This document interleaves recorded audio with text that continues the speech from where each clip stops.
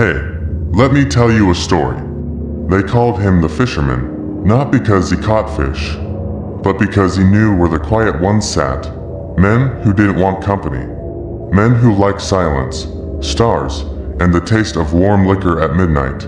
He knew those men because he used to be one. He was always polite, wore an old fishing jacket, carried a rusty thermos and a bottle wrapped in brown paper. He'd approach slowly, ask if he could join, said he didn't like drinking alone, said his wife died years ago. But it wasn't true.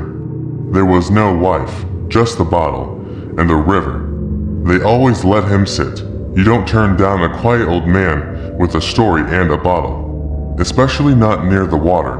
He'd sit down, share a sip, talk about fishing, weather, old bait tricks, nothing strange, until the pill hit and everything went dark.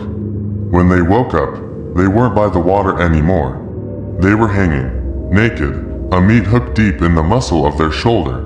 Chains above, water below. But not just water, something moved in it, something with teeth. The room smelled like rust and fish guts. The air was cold, pumped in through old vents. There were cameras in the corners, quietly blinking, recording. The man in the mask didn't say much. He didn't have to. His mask did the talking. It was made from a real catfish, dried, hollowed out, cut to fit over his face. The eyes were gone, replaced by dark mesh. The mouth, stretched open, lined with sharpened hooks. You could hear him breathing through it, wet, heavy, like something pulling air through water. He wore a butcher's apron, leather, stained. His boots echoed on the wet concrete as he moved.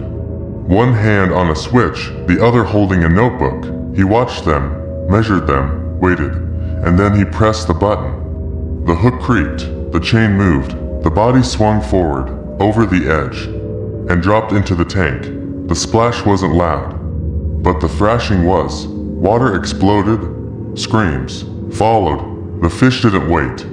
They never did. And he watched, always watched, not with joy, not with anger, just attention, like a man checking traps, like a fisherman measuring his catch. He didn't believe in death. He believed in the process. He believed in silence, in the way flesh moved underwater, in how long it took before the bubbles stopped. That was what mattered. Not the name, not the sign, just the sinking, just the stillness. He didn't hunt like a predator. He waited like a trap. He watched the river, the docks, the bait shops. He knew the ones who came alone, knew who had no family, no one waiting. He had maps, notes, photos, license plates. He studied people the way other men studied weather patterns. His father taught him that, not with words, with hours, sitting in silence beside still water, watching ripples for signs of life. The boy never spoke. His mother died slow. Cancer ate her from the inside while his father drank on the porch. When she was gone, they didn't cry. They went fishing, every weekend, every break. Just the boy, the boat, and the smell of sweat and beer. No hugs, no stories, just blood, just hooks. His father didn't teach him how to live. He taught him how to bleed, and the boy listened. He learned that fish don't complain, that silence is safer than speaking, that everything has a place if you cut it right. He started gutting fish before he could tie his shoes. He learned to cut without flinching, without blinking, without feeling. He started spending time in the bait freezer. He liked the cold, said. It felt honest. When other kids played, he lined up minnows in perfect rows, measured them. Watched how they died. Slowly, quietly. The first time he spoke to a fish, he was 8. Told it didn't have to be afraid. Said he'd be just like it one day. It made sense to him. Fish didn't lie. Fish didn't leave. Fish didn't hit you when you spilled beer. So he became one. Not all at once. Piece by piece. First in thought, then in movement, then in face. That's when he made the mask. A real catfish head, cleaned, stretched, treated, fitted to his skull like a second skin. He wore it when no one could see. He said it helped him breathe. He said it helped him think. Years passed. The house rotted. The freezer broke. The father died with a bottle in his hand and a hook in his throat. No funeral. No note. Just silence. Just inheritance. Just one boy with a lake, a barn, and everything he needed. The tanks came next. He started small, fish he knew.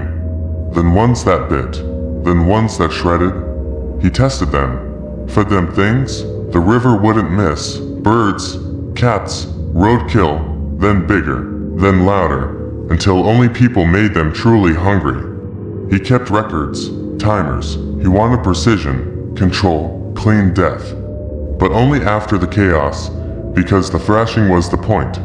The fear, the panic, that was the proof that humans were just another species, and fish were better, quieter, simpler, loyal. The tank room was sacred.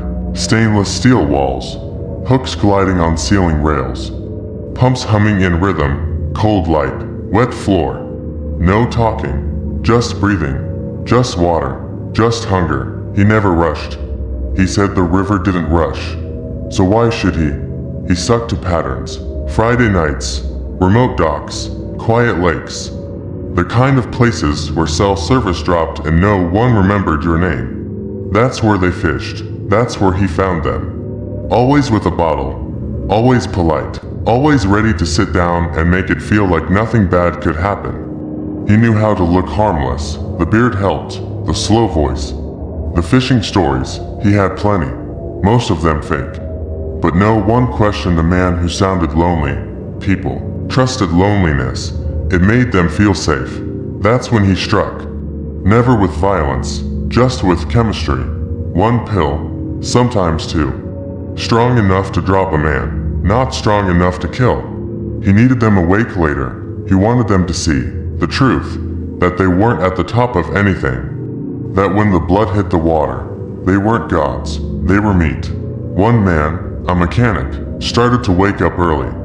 Half conscious, swaying on the hook, he mumbled something, begged, called him mister, called him sir, asked to go home, said he had kids. The fisherman didn't respond, just checked his watch, waited for the tank to bubble, and let him drop, but it shook him for a moment, not the words, not the fear, the way the man cried. It wasn't like a fish, it was too loud, too desperate. Fish don't do that. Fish go silent. This one thrashed too long, made too much noise. He wrote it down, called it contamination. From then on, he adjusted the dosage. Stronger pills, deeper sedation. He wanted clean fear. Contained panic, not screaming, not flailing, not human. Still, something began to itch. He started having dreams, cold ones, where he was underwater. Not swimming, not drowning, just floating. Watching things swim past that didn't see him. Or worse, things that did. He woke up one night with his mask on, still breathing through it. Mouth dry, sweat thick on his back. He didn't remember putting it on, but it felt natural, like skin. That's when he realized the mask wasn't for them, it was for him, to keep him from making mistakes, to keep him from becoming soft. It worked, mostly, until the girl. She wasn't supposed to be there. She followed her brother. Said he went fishing and didn't come home. Drove around the lake. Found the van, waited, watched. He didn't see her, didn't hear her. Until it was too late. She saw everything. The hook, the scream, the splash. She didn't scream. She ran, fast, quiet, like a deer. He chased her, fast, but not fast enough. She vanished into the woods. The trees swallowed her. And just like that, the pattern cracked. She told the cops everything. What she saw, what she heard, what she ran from. They didn't believe her at first. Who would? A man in a fish mask. A warehouse full of tanks, meat hooks, bodies lowered into water. It sounded like trauma or fantasy, but then they found the van, parked deep in the trees, still warm, still dripping. Inside, a fishing license, a notebook, drawings of tanks, hooks, timers, blood. That's when the sheriff called it in. FBI, HRT, the real ones. They didn't knock. They breached just before dawn. To Vance, full gear, thermal drones, flashbangs. They stormed the compound with rifles up and masks down. But he wasn't surprised. He'd always planned for this, just in case. He didn't panic. He didn't scream. He didn't run. He walked calmly to the center of the room, to the cold, wet floor where the blood met the drain. He knelt, reached under the metal grate, and found the button. It was small, red, covered in plastic, wired in by his own hands, years ago, just in case the river ever turned on him. They say the explosion could be heard 10 miles away. The fire lit the sky like lightning. The tanks burst. The roof flew. The hooks melted. Nothing was left but steel bones and smoke. No fingerprints, no teeth, no names. Just heat, just silence. The girl watched it burn from a hilltop, wrapped in a blanket. No words, no expression, just the mask in her hand. She found it in the trees, half buried in mud, cracked, burned, still smelled like fish. She kept it, not to remember, to prove it was real. For weeks, divers searched the river, for remains, for evidence, for closure. But the current had taken everything, except fear. That stayed. The lake stayed empty after that. No more late-night fishing. No more quiet docks. Even the animals left. It was like the land knew, like it remembered. And deep under the water, something still moved. Maybe just fish. Maybe not. The case was closed. Officially. No suspect. No conviction. Just a blast and a rumor. But some nights, they say the water still bubbles, like something's breathing down there, waiting, watching, remembering. And every few years, someone goes missing, always near water, always alone. No screams, no blood, just a line, snapped. A boat, adrift, a seat, still warm. And once, just once, someone swore they saw a man standing on the shore, wearing a jacket, carrying a bottle, and something long and wet hanging from his shoulder, like a mask, like a face, like something that never really left. If you want more stories like this, don't forget to subscribe.